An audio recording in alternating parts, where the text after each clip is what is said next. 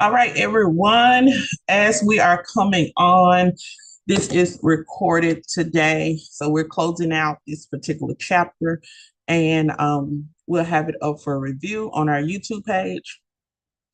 So this is a live stream. I want to just come in and talk about just a few things since we are closing out on extensions. I also want to welcome Deanna to the team. Um, and so Deanna and Tara, you guys mostly will be, going through this. You need the most hours. We did have a couple that just finished. And although it's not mandatory for them to come back, we would love for them to come back and stay board prep. So I'm going to reach out to them because it's going to be a no obligation, no negotiation on the time frame. So it will be a moment where they will not be allowed to come back in for study. So I want them to take advantage of it as much as possible. And so let's prepare. And we're always in preparation for what's on the exam, just preparing us into a place that we're going to pass it and move on to our apprenticeship. But here's something that has been very familiar with us. And extensions have always been like a popular trend. So from the beginning, when we started going over this, we found out somewhere some of the popular extensions were coming from. We've talked quality, we've talked fibers, from kinkalon to human hair to animal hair, and how those are intertwined and to make what we have, what we see today. We talked about some of the countries that have half the hair. We've even watched a video of um, individuals who are dedicating their hair in the temple. They dedicate it by cutting it off. And so you probably have seen people say, I'm going to travel over to India, or they travel over to China. And once they get over there, or what I said, Asia, once they get over there, they negotiate on, the cost of the hair per gram, milliliter, when it comes to additional items, accessories with the hair. So it is $1 billion business. So although beauty itself is $1 billion business, you have just extensions within it, $1 billion business. I want to tell you this. It doesn't matter if you are the best extension specialist, if you make so much money on extensions. At the end of the day, I always have to say this. It never compares to the amount of money that is made from your core services. Okay. So what do I mean by that, Ms. Cox? The trends could come and go. All right. The trends could come and go. But at the end of the day, if keep your cores, keep sharpened on your core, which is cutting and color. Okay.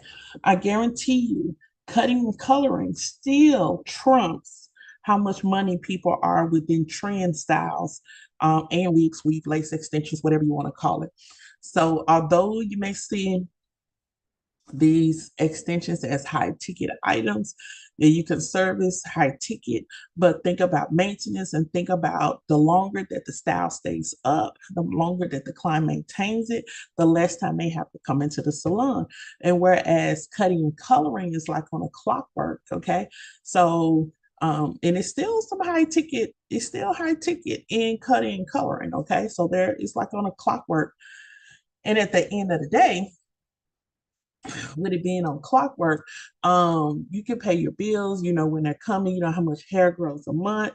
That tells you, okay, this person's gonna need a retouch around this time. They don't like the hair over their ears. So by the time we get around this part of the month, this person's gonna need a cut. And it's just I never want anyone to get wrapped up in trends, but please know your core services, and we call core services cutting and coloring, they will always be around. Okay, they will always be around. And so let's talk about, well, just a review. We talked about consultations. We always have to ask if the client if they're prepared. Sometimes they may want Rolls Royce jeans, Rolls Royce type of delivery, white glove service, but they don't have the funds. Okay. And if you ever looked up a white glove service, This is one of the most expensive types of customer service you can request. Okay.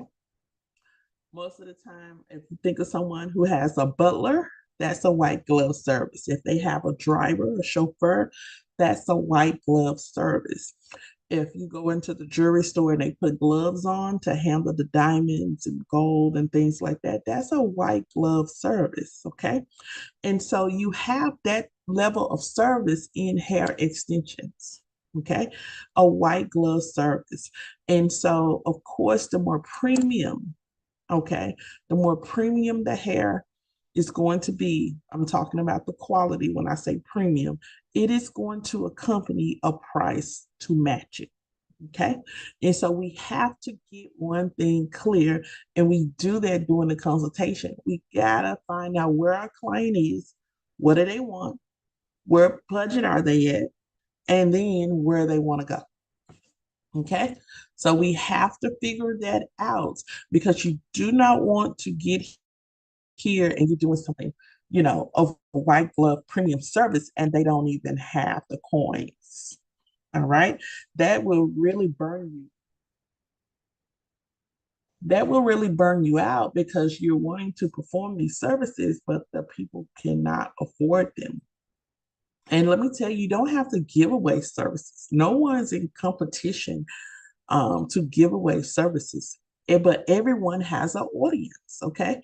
And I say this all the time, where you want to grow, that's where you're going to have to go. Places you want to grow in, you're going to have to go into those places. All right. And so, for example, when we look at the demographics of Memphis, I was in 38128. That's Raleigh. 38128 when I started. All right.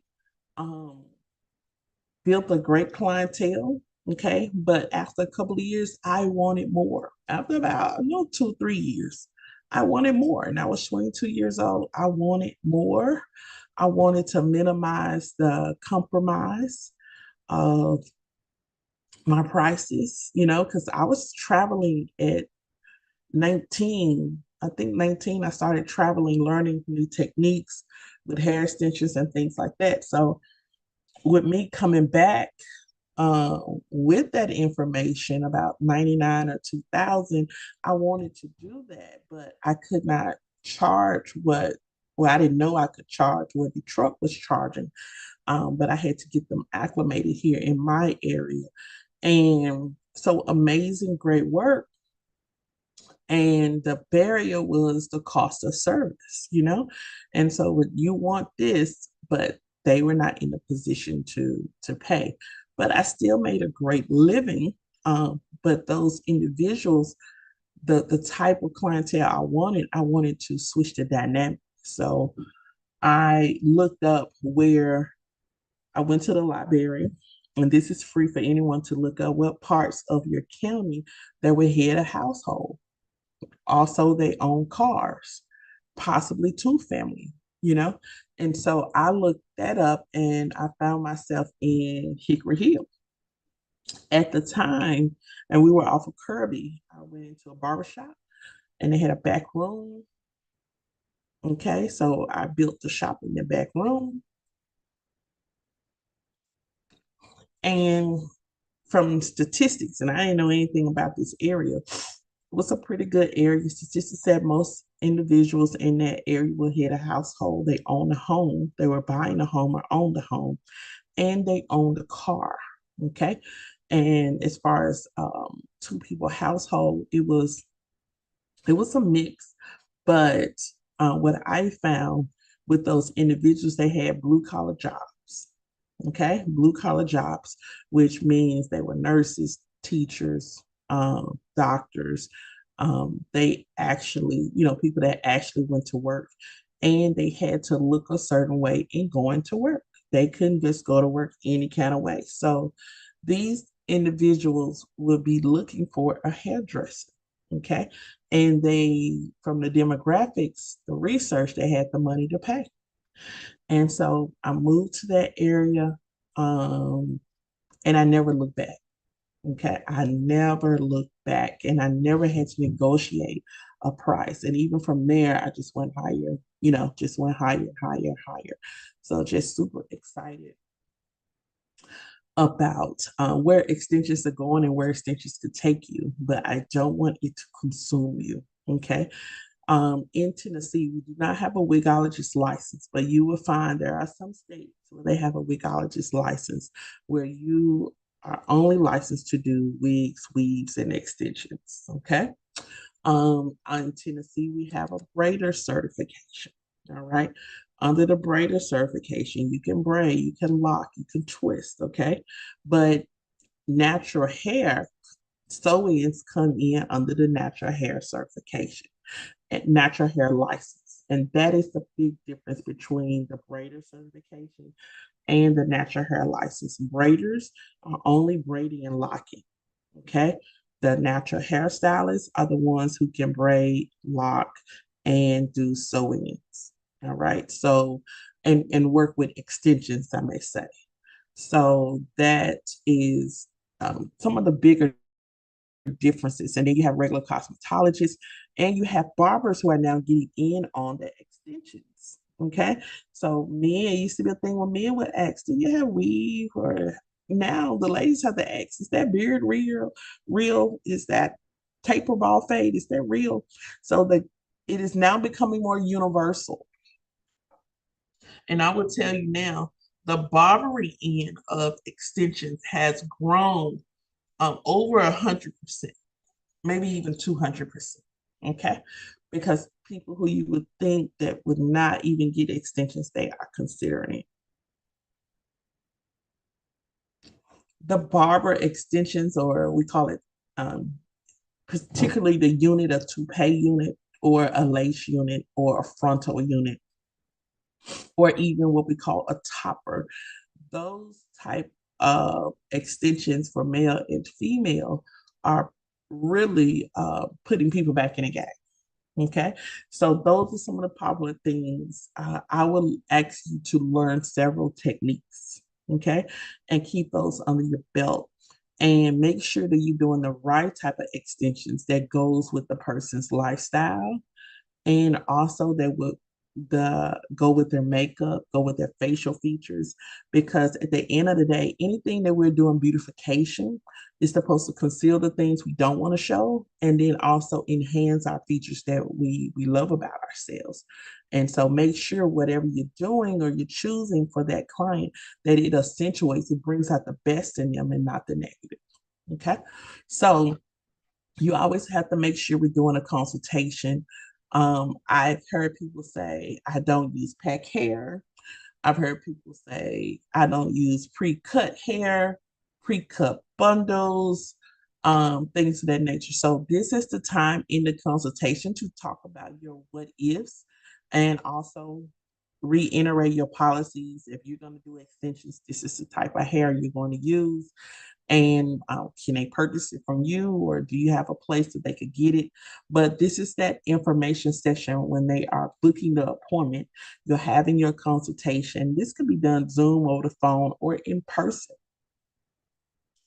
And we're talking about wearability techniques, and with different techniques there are costs. Okay, and so from building a grid to concealing the coarseness and thickness of the hair, braiding the hair down small, and you may even have an assistant that is a braider that is very beneficial to a hair extension person, a hair extension stylist, because that person can prep and get your client ready, and then you would just have to come in and sew and style. Okay, there are some people that will let their assistants prep and sew in, and then they will just come in and do the styling. Okay, so once you get a good routine, if you're gonna bring somebody in, you find out from consultation what they want, what are they willing to invest? And instead of saying what you charge or is there a fee, the investment, because extensions are an investment. I was looking at K-tips, and K-tips is nothing but what we used to call cold fusion and hot fusion. Okay. And they were like 500 for a quadrant. 500 a quadrant. So if you had 4 quadrants on the head, you're talking about $2,000 plus the cost of the hair. Okay, so that may be on the high end or the low end when it comes to K-tips. But what I need you guys to understand, we are positioned, all of us on here, we're in Tennessee. When you start pricing and wanting to learn techniques when it comes to extensions, I need you to, when you're on your timeline, so you're researching, you got your Insta up, your TikTok up, I first need you to check the major cities around you, okay? Not, and this is why I want you to do it, the major cities around you. You have about, should be about 5 major cities around you. You have New York, Chicago, LA. That's 3. Um, honestly, I'm gonna say 6. Houston and Dallas. Houston, I will put Houston on the map. Atlanta, and I will put like Orlando on the map. Okay, or Tampa. Okay, Tampa on the map. And so that comes from 6 different states. Okay.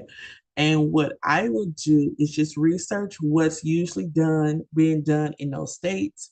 Just research salons in Houston and see what they're charging for a traditional sewing. Okay. You see also what they're charging in New York for the same thing you're doing. What are they charging in California? What are they charging in Chicago? What are they charging in Florida? What are they charging in Georgia? And many people will say, you can't charge that because you're not in those areas. But let me tell you, the overall demographic, you need to do the research before you even get into a charge because you never want to lowball yourself. Okay. You're not in competition with anybody, but you are setting a price that's relative to the same price that is across the country. Okay. So, you will come in somewhere around those 6 states, especially if you're trying to set yourself apart and you're going to be doing extensions and it's the only thing you want to do. You'll definitely be in relationship with those major cities and what they're charging, whether you are just a little under or sometimes people are a little over. But you want to make sure that you're in the range that what this cost is across the country and you're not, bringing it into such a low point that you can't even survive once you finish your materials and labor and things like that. You don't take anything home. So you have to have all of that into consideration and discuss it with your clients. You have to know what's the trendy, what's going out and what's coming in when it comes to extensions. You also have to be able to suggest what's best for the client. Okay. So everyone is not going to do a quick weave. Everyone's not going to do a sewing. So there are alternative options. And some people don't even have hair, but they want this look. All right. And so you're going to have to learn these alternative options. And when you learn it, you can pass it on and communicate better to your future client about what they're getting, what the cost of it, what are the required materials, and just kind of break down what the price is. That way, people have no blind spots when it comes to payment. You don't want to wait to the end and they don't have it. They didn't think you were going to do that. And let me just put a buzzer in here. Who told anybody that you get people pay for services after the service is done? That is not a rule. Okay. You're coming into the industry at a different time. You can create your own rules and policies. Of course, you'll want to get a deposit if that's what you require. Okay. And you need a policy, a refund policy on that. In what cases they cannot get the refund. And then to complete payment, I'm going to always suggest that the payment is completed upon arrival. Okay. Payment is completed upon arrival, and I would not accept cash. Okay. Just not accept cash. But those are little business nuggets you guys could think about. And for whatever price that you're charging when it comes to hair extensions, it can be a la carte, which means multiple things can be separate. Okay. And I know for myself and my stress on my fingers, I charge for the service and I charge an hourly fee. Okay. That's something some people don't do. So pretty much I charge however per hour that I'm working on the client. There's a set base price, and then there's a cost of the service. So if the service is 300 and it took me 3 hours to do, I'm gonna get maybe $40 an hour. Okay. That's 120 plus the 300. So that's $420 for servicing this hair extension client for 3 hours. Okay. Um, Sometimes you have to be introduced to something and sometimes you got to work out and see how it works for you, but time is one thing you cannot get back. So when we talk about doing extension services, it is a compromise of your time. So you have to really be honest with yourself. How long does it take me to do this service? And sometimes I've done a service, it's taken a long time to do, and I thought about all the clients I could have did in that amount of time, I would have made more money. Okay. So that is why sometimes people will say, no, I don't want to do that. I'm not going to do that. It takes up too much of my time and I don't have time to service my other clients. Okay. If you're going to do extensions like sew-ins and things of that nature, you have to look at your bones, your wrists, the bones in the legs, bones in the hand, your wrists, your ligaments, your tendons, your feet. All of that becomes part of the ticket. Okay. Your care, your health, all of that becomes part of the ticket. Your time and the labor, okay, of putting all of that together, and then the products and service. All of that should be in consideration when it is time for you to set a price for the services. Okay. Some people just see people charging 100 and say, hey, I'm going to do 110. By the time you break that down and then you go the next day and can't really move and can't really do what you got to do, that $110 out the door after a couple of hours, because now you have the consequence of the bones and the muscles and you're aching, and that just causes you to be out. So sometimes you have to say, was it work? And you have, if you're going to do it, let's work smarter, not harder. And if I'm going to do this, what are some of my skills I need to build so I can be more efficient in performing the service? Okay. And so that is something you always have to look at. We're having conversation as the client consultation. Okay. Must have the conversation, must create policies that are really going to work. Of course, the hair consultation, you want something that's going to match the client. So here's a few things that are trendy is lace selection. Okay. Lace selection. Lace that you find wigs that are pre-made at beauty supply stores. That lace could be hard and actually it looks like lace, but it's made of plastic. And you putting it on the client with the adhesive, sometimes it can cut into the skin. That that lace, okay, and it can cause an issue. So you want to be very, very careful. The softer and more flexibility the lace is, the more natural it's going to look. Okay. Also, when we talk about textures of a hair, we've already talked about understanding where raw hair, things like that comes from, and how Cambodian, whatever they want to call Colombian, Brazilian. One thing I need to tell you, Brazilians don't cut their hair, so I don't know how they cut it, and all this Brazilian hair is all over the place. Okay, it is a mimic. All right. We also know about the addition of animal hair to make something fuller. We also know that hair from raw hair, the ends that they cannot use, they take it even if it's on the floor, no matter what amount of hair, they're gonna sweep it off that floor and they're gonna use it in another bump. All right. And so we have to be very aware, educate our clients. This is how we educate our clients about the extensions. Proper maintenance.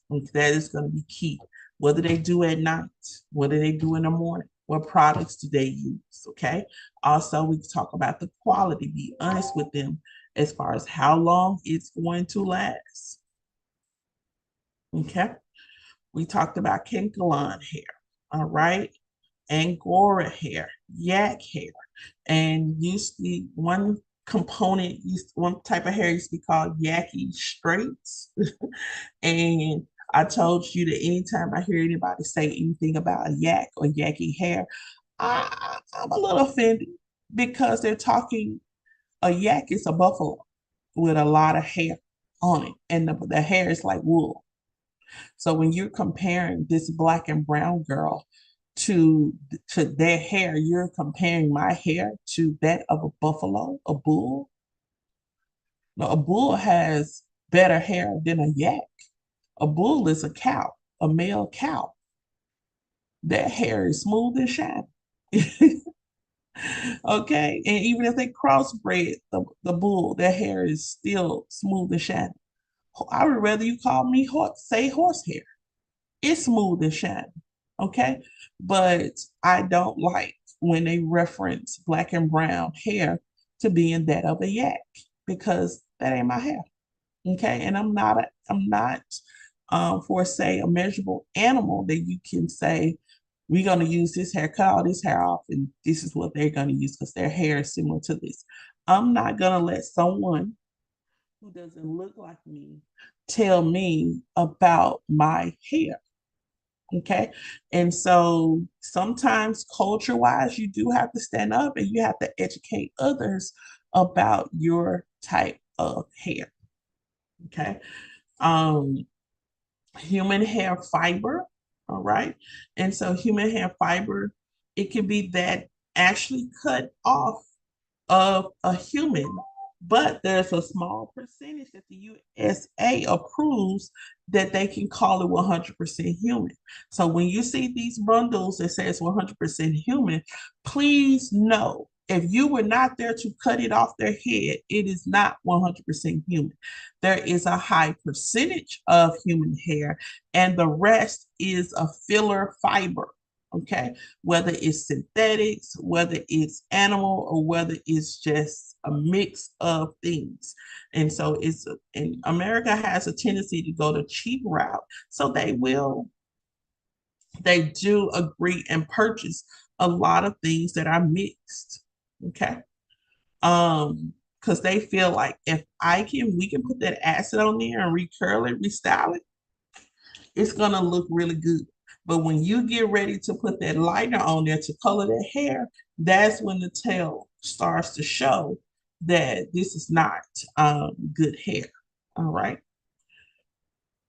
Intact cuticle hair. All right. Remy hair, turned hair. This is the hair all growing in थोड़ी speed बढ़ानी पड़ेगी. This is hair strands all growing in one direction.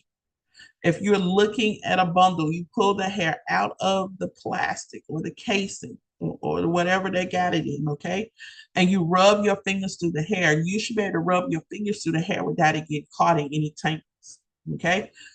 One level, when I say one level, everything, all the cuticles are going one direction, okay? Normally, you find that on human hair clients. So people who have sold their ponytails, who have sold their hair, or who sacrificed their hair at the temple, you will find one intact cuticle, which means you flat iron it, their hair is just moving smooth. It's just smooth. You color it, it's even, it's an even coloring. Okay, there's no split ends, there's no variation of different hairs that came together to put together something. And so that impact, that impact of this cuticle hair brings us to quality. So the highest quality and sometimes the highest price as well. So you're looking for the best of the best. Okay. Cuticle free human hair is just a good term for a mixed type of fiber. Okay, all the cuticles may not go in the same direction, and one bundle may have come off about 3 heads. Okay, so just a little bit of everything. Synthetic high fiber, we have cankalon. Okay, synthetic fiber, also called monofilaments. Okay, monofilaments. This is, they have taken plastic and broken it down to the smallest of thinness of strands. Okay, and then they would add color and dip it, and this is, or they would dip the plastic, color the plastic, and then they will pull it down into strands. The more that they start to separate into these very thin strands, they separate this into what we call synthetic fiber, one particular cankalon hair. Okay, this can be stretched. This is why, again, it can be stretched and tightened and reshaped because it is primarily made of plastic. If you have individuals, okay, when we talk about plastic, it can cling, dirt can cling to it, bacteria can cling to it. Okay. So sometimes you may need to take a wipe and go down your braids. All right. And just look at the wipe, especially if you have been in a kitchen, you've been around people smoking. It is going to hold that odor. Even extensions and natural hair, even things with the cuticle, is going to hold that odor even more until you shampoo it, open the cuticle, and that whatever's inside rinses out. But synthetic hair is no shampooing without being tangled. And so you would see this also have a smell or a stain. All right. It does not receive color because it's not real hair. It does not have a cuticle. Okay. And so this is synthetic hair, it's plastic. So the plastic is already dyed and then they pull it apart. This is how we have the different color hair when it comes to braiding. All right. Some people can be allergic to this. That's why it, when it touches the skin on the back, they may have irritations. And also when it touches the face, like if the braids are long and it touches each side of the face, you'll find that clients can get irritated on the face and also they could break out. All right. What do we need to do? Remove the hair from those particular areas. Try to clean the hair as much as possible, making sure to remove oil, sweat, or dirt that just may be lingering on the hair. And you'll do that with like some wipes, okay? And come back with like a smoother moisturizer that'll put like a little shine back into it because the wipe is gonna pull all the moisture or the shine off of the hair. That animal fiber, as we talked about before, a yak, Angora, alpaca. I don't look like an alpaca. Okay, so these are things that you would definitely look up. Educate yourselves if you're wanting to specialize in extensions. Educate yourselves. People come around and they're selling sheep hair. Okay, they're selling alpacas. They're selling yak hair, and they could be selling you a dream. That's the animal fiber. This is what they mix with some hair, some human hair, to give you this temporary look that you're dealing with 100% human hair. Looking at hair extension methods, braid and sew methods, looking at the pros and cons of them. Having a great foundation is going to be key, but we will also mark this as a protective style. What are you protecting? The hair that you built as the foundation. Okay. Keeping this locked in over a period of time can cause you to have scalp and hair issues. So, what's the protecting all about? Yes, you may pay a pretty penny, and this may last anywhere between 6 to 8 weeks. Okay. I don't need you at the 8 week mark talking about I can go another 3, 4 weeks. You absolutely cannot. You absolutely cannot. All right. So, what happens, you start to have issues with bacteria, cleaning. And remember, your hair and scalp, that follicle is pushing out oil, sweat, and dirt every minute of the day. And you multiply that by the hair that's covering up the scalp. Okay. So the scalp needs to breathe after a certain amount of time. And it needs to be cleaned, it needs to be detoxed, the hair needs to be treated as the hair continues to grow, especially if it's over curly, it will start to turn and wrap itself around the foundation braid, which means you are starting to tangle your natural hair up with the extension hair. And it's going to be difficult for you to maintain. And if it becomes difficult for you to maintain and remove, you may be cutting some hair that you just wanted to grow. You may be cutting some hair off. And so it is a great technique, foundational. You have to be careful about this little part here, which is the leave out, because ongoing continuous heat can cause this part here to break off. Okay. You can use synthetic, different types of hair, human hair, um, raw hair, whatever kind of hair you can do in a sewing. There are many methods to sewing. We have lock stitch, double lock stitch, overcast stitch. If you were in a natural hair, they have to do a sew in as part of their state practical state board.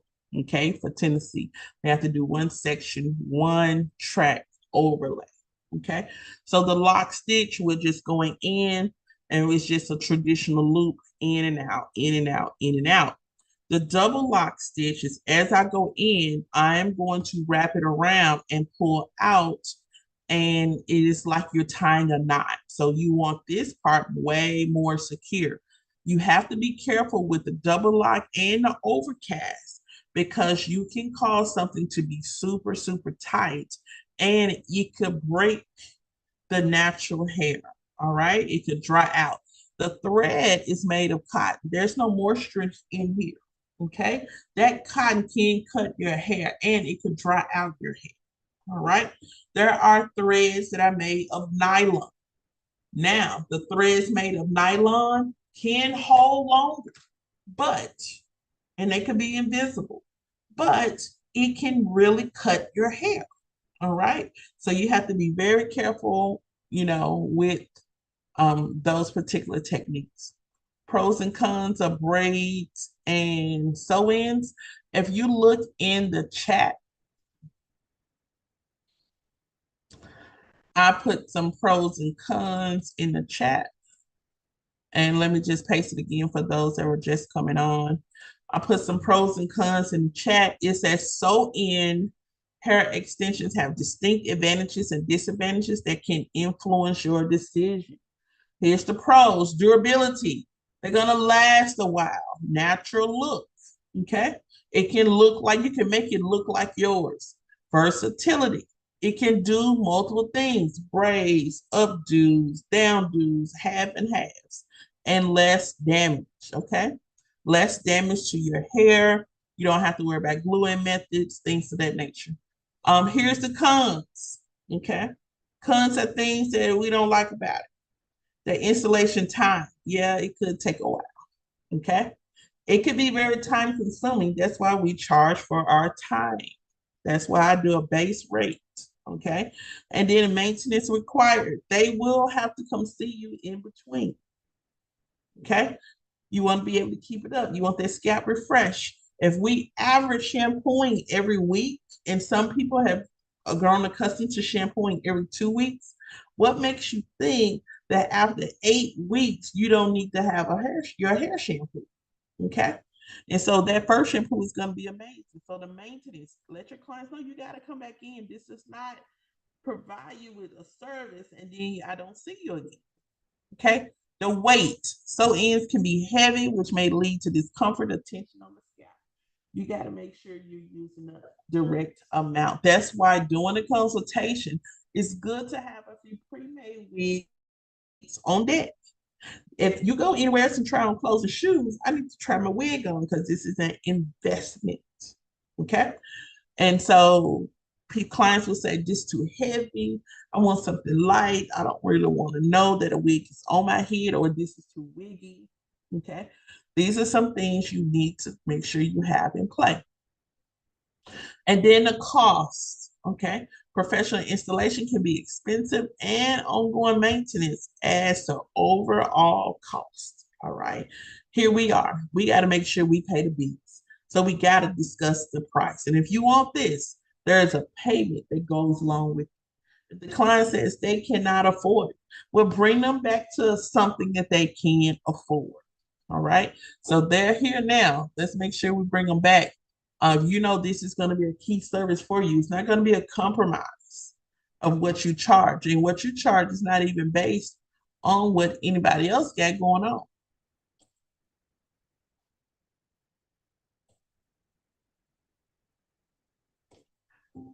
All right.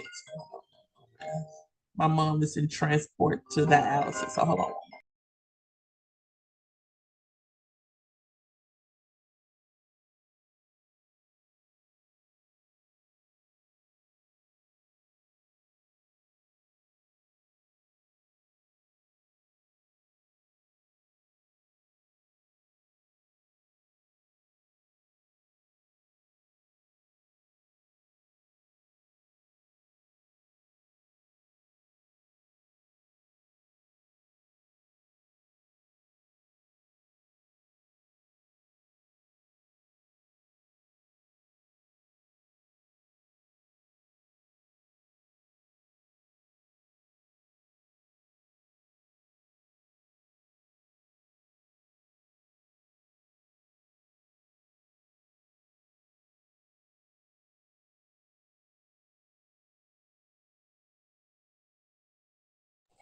All right.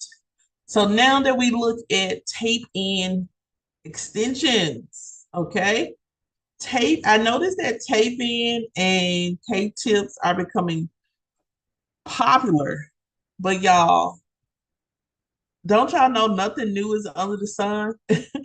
This has been around for such a long time. We used to call K tips, we used to call it fusion, cold fusion, and hot fusion. Cold fusion, we would take our wires, our pliers, and we would squeeze the hair into the natural hair, and it would be cold fusion. Okay. And then hot fusion, we would take the clamper and heat it up, and then we would clamp the hair onto your natural hair. That was hot fusion.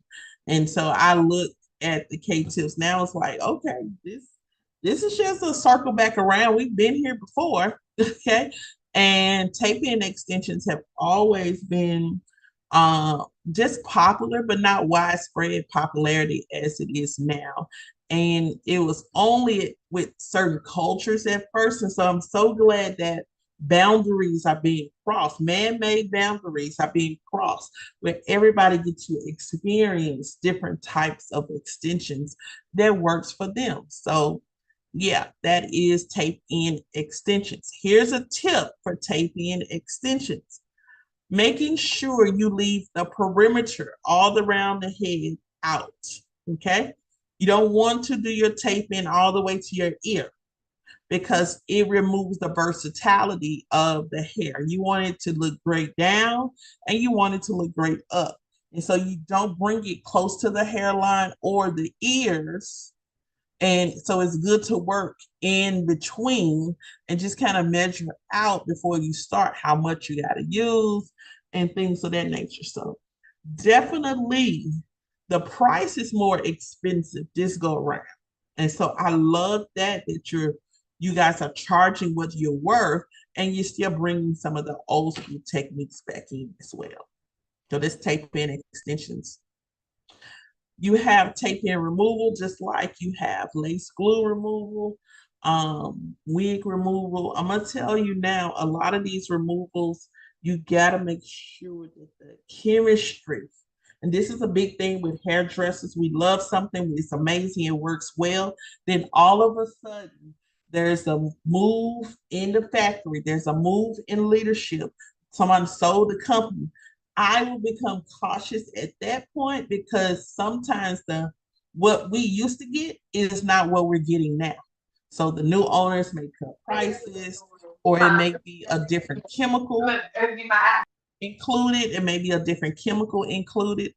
I know I've told you that people are saying that some of the bonding glues are just not the same chemistry components anymore, because you cannot get the glue out of the hair. You can't, it won't budge. And so this is why we use the morning glory, or we use the protectant, and then you will bond in from there. But stay your ear close to the industry, because you're here when companies are shifting. And it's always good to kind of just test if that's one of your companies that makes one of your favorite products.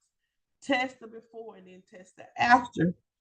Make sure you keep up with the batch numbers, because the batch numbers, any company can look at the batch numbers and tell you where that product came from, what factory, what line, what day, everything.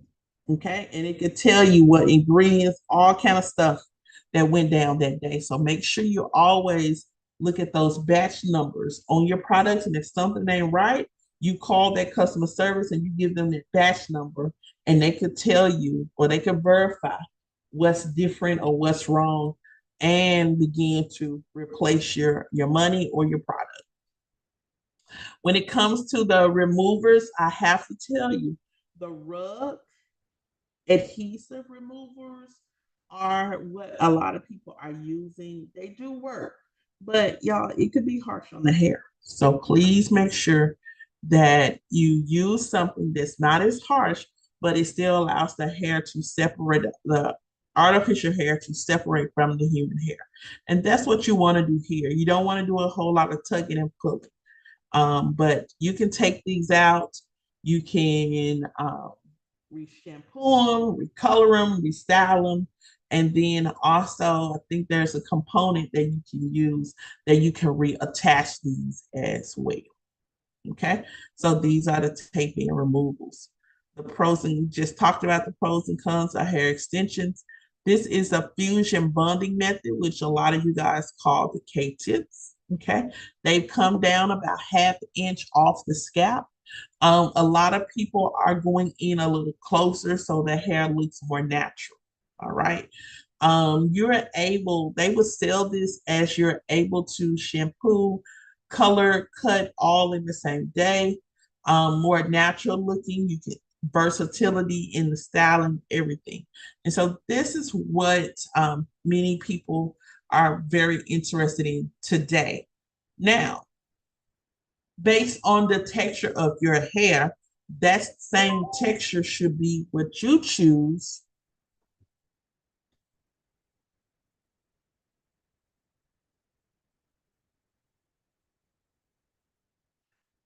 That same texture should be what you choose to match it with.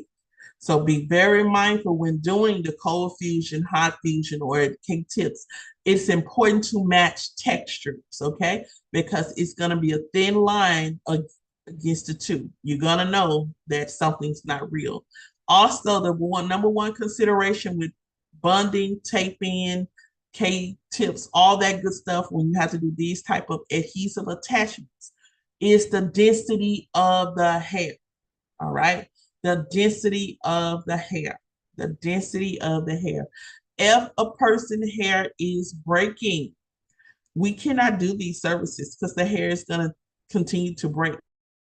It's going to be too wavy. If the person has thin hair, this absolutely is not an option.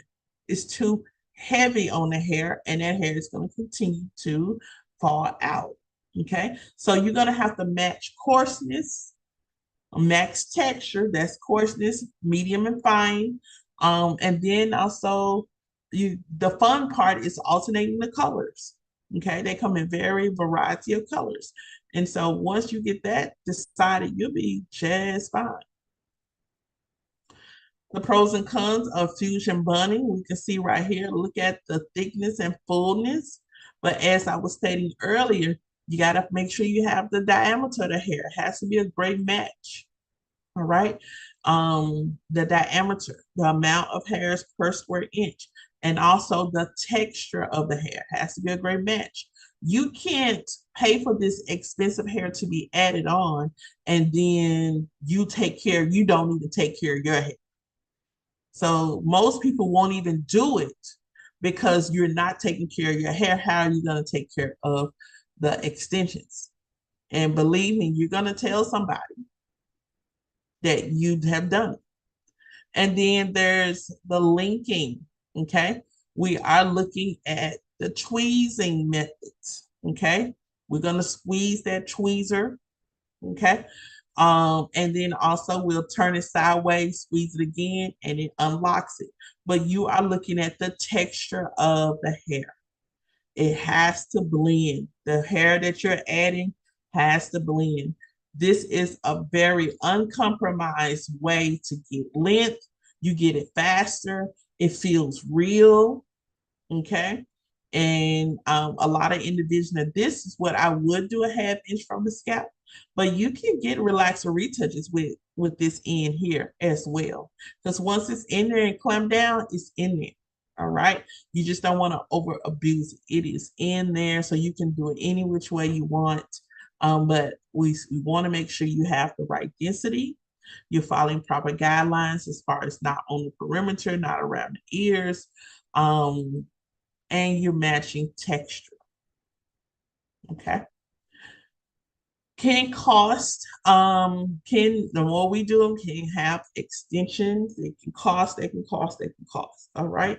And so search out for the ones who are dominating in your area. That's who you will want to learn from. And that's who I would model my menu from. Because if they're dominating in the area, clients know the prices and they are okay with the prices. So I will want to do just as great a job and then match the prices. At the end of the day, we're looking at how can we get a step further. I've done all the studying, my license is in cosmetology. No one says you have to do anything on a menu or add everything to the menu. You can have your cosmetology license say, I just want to do extensions. Everything I do is on the menu.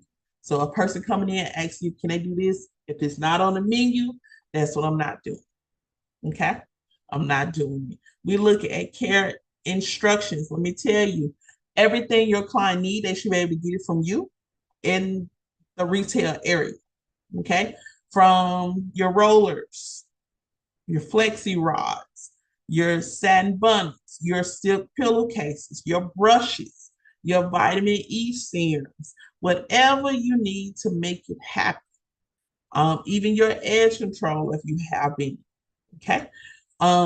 Whatever you need to make sure that they are maintaining, okay, they're doing what they need to do. That's what you should be doing. That's what you need to have because what happens, we are satisfied with the money we make by doing the service. There's too much labor. Because what if something happens with our hands? We can't make that money. So, what I am wanting to teach everybody is not only when a client comes in, you need to make money three ways on a hair extension client. At minimum, three ways. One, sell them the hair. Two, do the install. Okay. And three, I'm going to sell them every miscellaneous product and accessory that they need. I'm going to be their Walmart. I'm going to be their Walgreens because studies have shown when they leave the salon, they are going to big box stores to find maintenance products. They are going to your neighborhood beauty supply to get a bonnet. So why don't you just buy bonnets and put your name on it? If you're buying hair, buy bonnets and put your name on it. Buy, any kind of headbands, buy a comb, buy a brush. They will purchase that because that's everything they need. Put it in a bundle. So you should be making an income off your client three ways. If you're not going to sell the hair, you should have some type of direct where you send them a link to purchase the hair and you get a commission off of the link. You should be some kind of affiliate. Okay. So even if they are coming in and you're doing the install, that's one. But then also you're selling them all the other stuff that they would go in Walmart and place like that and spend too much money on. And especially I would sell them the shampoo and conditioner for the extensions and show them how to take care of it if they want to preserve their hair. Okay.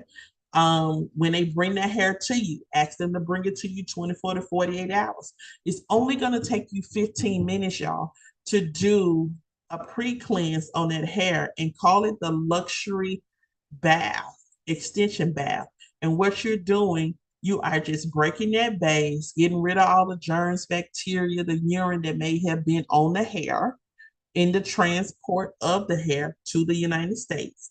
You are taking it, you're dipping it in that solution, and then you're taking your conditioner, you're making sure it is softened back to the state it was. You're rinsing it out in cold water, just dipping it in a bowl of cold water. When you finish that, you are spraying a liquid leave-in conditioner on it, and then you are laying it on the table, or you're taking your hand and putting the way pattern back the way it was, and then you're just letting it air dry, or you're letting it dry upon, a medium fan. But either way, you have prepped that hair. That luxury bath for extensions, y'all, that's a pretty penny. That's $25 just to shampoo the bundle. Okay. We're not even talking about coloring the bundle yet. All right. So your options are vast when it comes to if you're going to specialize in hair extensions. You have so many places that you can make money. Okay. Even in COVID and pandemic, they were doing virtual consultations. So you can have a client way across in Washington State, Seattle, and will book you for a virtual consultation because they've seen you online and they love how you take care. You drop a note every day. That you're not doing a service, but that person pays for your expertise through Zoom. So it's many different ways for you to make money, and you can build your income. When we talk about wigs, okay, you can make the wigs yourself, or there are pre-made wigs. The one important part about wigs is ventilation. People want to be able to breathe. All right. They want to be able to breathe. Here we go. We look at wig types. You have cap wigs and capless wigs. When it comes to cap wigs, these are mostly handmade. Okay. We're either sewing them or we're gluing them. Okay. They are handmade. I love them. These are the ones that are mostly customized for our clients. These were the first ones that I learned how to make. And then there's capless wigs. These capless wigs can be made with a sewing machine. That's something I don't know how to do. I always wanted to sew. So this year will be a good time for me to take a sewing class just so I can learn how to make the capless wigs. Okay. And when I get started, you're going to know because I'm going to be making them, I'm going to switch them up every day. So the capless wigs, of course, sometimes the styles are preset. Sometimes they can be synthetic, but as you know, the popularity, a lot of people use human hair. The wig lasts longer. All right. Scalp is able to breathe. And then when you have cap wig, it concludes, it is tight. If there's something is torn, you will have to go in and do some repair. But mostly capless wigs are have always been a favorite. Okay. Hand tie wigs, machine made wigs. Some people would say hand tie wigs are the best. All right. Hand tie wigs is what they used to do back in the day, all by hand. All right. They did not use the bonding glue as a component as well. They would sew individually. Okay. Individual. Every little section would be particular. They would sew this and they would make these wigs themselves. There's a lady, I don't think she does it anymore, but she used to teach you how to make your own frontals. Okay. And I always have said, the frontals, the lace closures, as they get less expensive, it really knocks the skill of making them yourself out the box because what you would charge for them, it would have a hard time of having people agree to that if they could just go in the store and get one for $25. All right. So we have to know our audience, where we're going to go, and how we're going to do some of the offerings. Machine made wigs, you just, sometimes they don't look new. They don't look as flattering.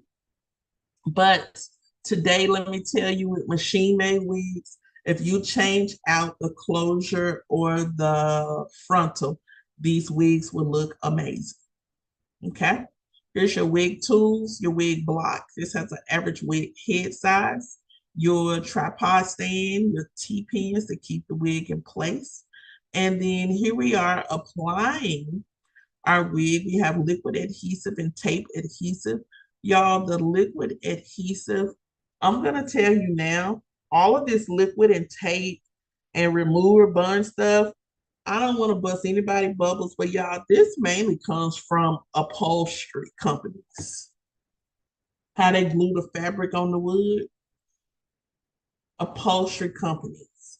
You even have hair color that's marketed towards commercial, but that's marketed towards hair, but the color comes from upholstery companies, which means that color is in there. Ain't nothing coming out of it. You ain't getting it. It may fade, it may do whatever, but that color is not going anywhere. Okay.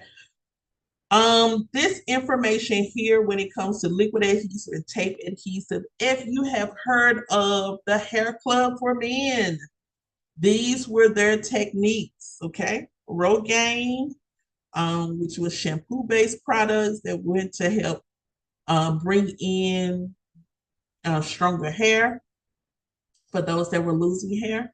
But also what it did, as it did that treatment, it also applied toppers, toupees, lace, things like that. Okay. The liquid adhesive, based on who you're using, now there's a lot of adhesive. Them dots are a lot. Okay. Too much of the liquid adhesive can cause a buildup that gives you discoloration around your lace and your hairline. Okay, so you want to be careful, follow your manufacturer's directions. And then when it comes to the tape adhesive was most popular for theater, movies, TV shows. Okay, so it would be surgical. It's called surgical tape. It's double-sided. They would use this tape to help stitch up individuals after a surgery. Okay, and so it would mend the skins together under this particular tape. Um, so it would fall into the category of like a stitch. So this tape is clear, double-sided. You will pull your closure down and it would adhere to it. All right. Be very, very careful for sports. Sweat always is a worry for all of this. And so make sure you're just protecting yourself and you're using caution. Um, Flexible measuring tape, adhesives, adhesive remover, wig Pacific shampoo, which some people like to use something with a higher pH. I prefer a baby shampoo, board brush, and shears. Okay.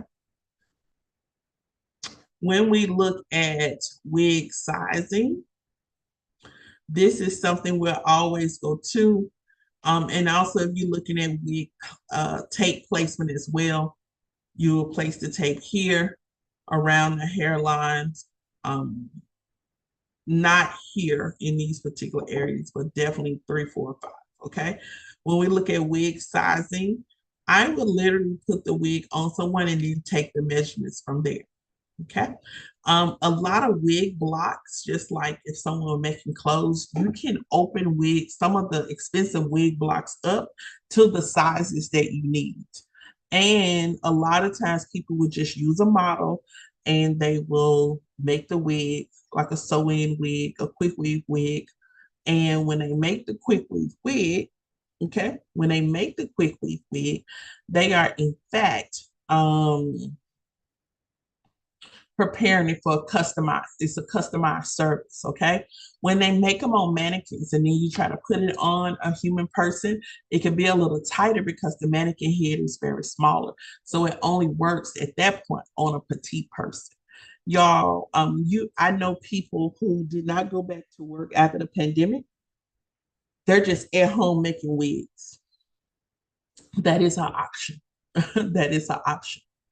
When you look at wig placements, Of course, let me make a note here. These knots here, this is something that I would bleach. I like the lace. The lace is conducive to the skin color, amazing. But the knots are too dark. I would flip the other side and I would bleach the knots just a little bit. I would not push the lightener into too much, but I will want to bleach these knots just a little bit. So now when someone looks at my hair and it's parted down, you don't see all of these little black specks. Okay. Or you don't see it right here as well.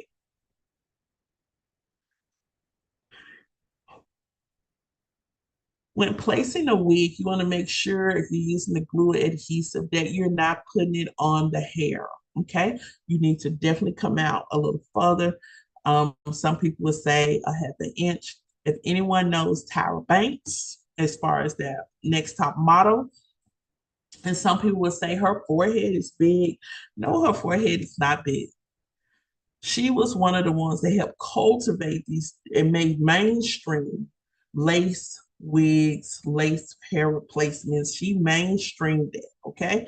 And so, how they used to do, I'm telling you, her forehead is not that big.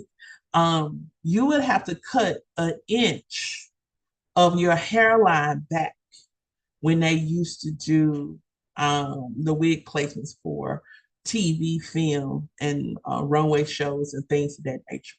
Today, they don't cut your forehead, they don't shave your forehead 1 inch back. They just bring the glue forward. All right. And so a lot of times people would, you would think had, their foreheads were kind of different. No, they're probably wearing industrial wigs and weaves, and they needed to, go back a little bit. But that's all the hairdresser knew was to shave the hairline back. Okay.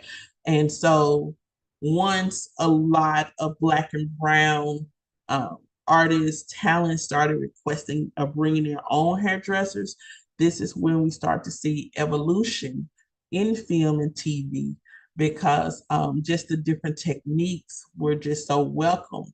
So if you don't plan, you don't want to work in the salon, you don't want to do this, you can definitely work in film and TV and the theater because you're going to see so much and you can help so much in a presentation. Cutting the wig, you have virtual sections, diagonal sections, horizontal sections, like anyone else. You want it to flow. For me, you're not going to do too much, okay, based on your style. That's where we'll go when you're customizing a wig. You will ask sometimes what style. Do you want this for a style or do you want to be able to do different things? A lot of people are doing it for a style, okay?